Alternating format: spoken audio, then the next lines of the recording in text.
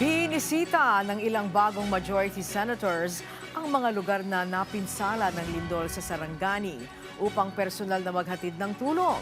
Samantala, sinabi naman ni Senate President Pro Tempore Sherwin Gatchalian na may nakalaang pondo sa 2026 national budget na maaring gamitin bilang tugon sa epekto ng lindol. Si Bernard Ferrer sa sentro ng balita.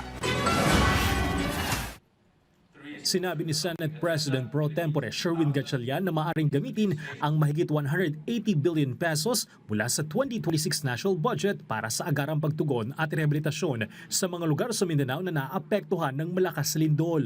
Halos 18 billion pesos ang magmumula sa National Disaster Risk Reduction and Management Fund na pangunahing pinagkukunan ng pondo ng pamahalaan para sa disaster response, relief operations, rehabilitation, reconstruction at recovery efforts. Kabilang din sa mga pondong maaaring gamitin para sa pagtugon sa kalamidad ang mahigit 32 billion pesos sa ilalim ng Local Government Support Fund, Financial Assistance to Local Government Units, halos 16 billion pesos mula sa Contingent Fund at mahigit 8 billion pesos mula sa Quick Response Fund ng iba't ibang ahensya ng pamahalaan.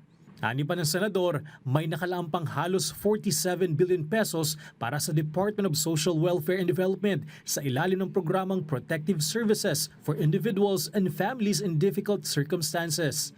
Mayroon ding mahigit 4 billion pesos ang Department of Education para sa Disaster Preparedness and Response Program nito.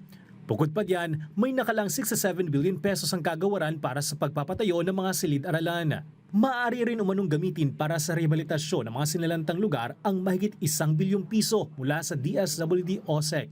Mahigit 230 million pesos mula sa DA-OSEC at mahigit 46 million pesos mula sa DSWD-OSEC na nakalaan sa ilalim ng 2026 national budget. Iginit pa ni Gatchalian na napakahirap ng sitwasyon ngayon ng mga eskwelahan dahil maraming school buildings ang naapekto ng lindol. Inaasahan niya magamit agad ang mga pondong ito para sa kapakanan ng mga estudyante sa Mindanao. Ngayong araw, binisita ni Gatchalian kasama ang mga kapwa-senador na sina Juan Miguel Zubiri, JV Ejercito, Erwin Tulfo ang mga lugar na matinding naapekto ng lindol sa Sarangani. Kabilang din sa kanilang pinuntahan ng Ground Zero sa Malapatan at mga evacuation centers sa lugar. Nagtungo rin ang mga senador sa General Santos City para inspeksyonin ang mga apektadong komunidad at evacuation centers.